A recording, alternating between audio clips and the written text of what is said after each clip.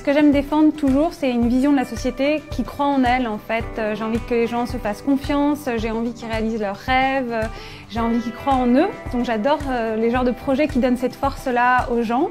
Et j'aime aussi défendre une société plus inclusive, plus égalitaire, plus résiliente. Ce qui m'a donné la niaque, je pense qu'il y a plein de choses. Il y a mon histoire personnelle, il y a des grandes joies, il y a des coups durs et on se découvre en fait quand on se dépasse. Ça me donne la niaque, ça me donne envie et les gens en fait, les gens qui créent, ici il se passe plein de choses et ça m'inspire beaucoup, ça me donne toujours la niaque pour réaliser moi aussi mes rêves. Je carbure à des choses très clichés, j'aime beaucoup la méditation, je fais beaucoup de sport, beaucoup de yoga, je suis végétarienne. Des choses comme ça, voilà, je fais assez attention et je sais que voilà, moi j'ai besoin de me dépenser, j'ai besoin d'avoir aussi beaucoup de moments pour moi et je fais quelque chose qui a changé ma vie, qui est d'écrire 3 pages en écriture automatique tous les jours.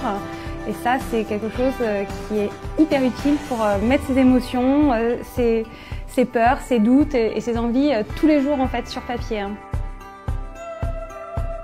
Moi, je pense qu'on transmet son énergie quand on est authentique, quand on est soi. Et en fait, ça se sent quand on est là avec quelqu'un. Et donc moi, j'essaye juste d'être là. J'essaye juste d'être très présente, toujours d'être très passionnée. Donc en fait, quand je dis oui à quelque chose, ça veut dire que j'ai envie d'être là, que ça me passionne, que ça me fait du bien, que ça m'inspire.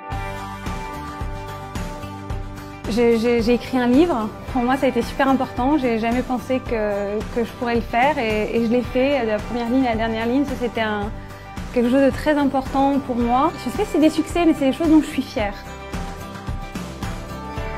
Je me suis fait virer de mon premier job, donc ça c'était ma toute première expérience, vraie première expérience professionnelle. Je me suis fait virer très vite.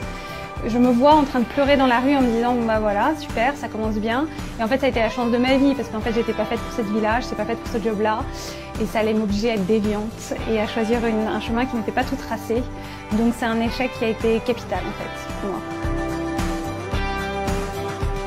C'est toujours lié à quelqu'un qui réalise un de ses rêves ou quelque chose et ça m'inspire beaucoup si je vois François Gabard faire le tour du monde en solitaire et qu'il explose de joie à l'arrivée et qu'on sent que c'est un défi qu'il avait depuis des années, c'est quelque chose qui m'inspire vachement. Il y a aussi des héroïnes et des héros du quotidien, par exemple les pompiers, les infirmières, des gens que tu croises comme ça où tu te dis mais c'est fou parce que ça se fait avec beaucoup d'humilité, je trouve que c'est fabuleux et que ça change les vies.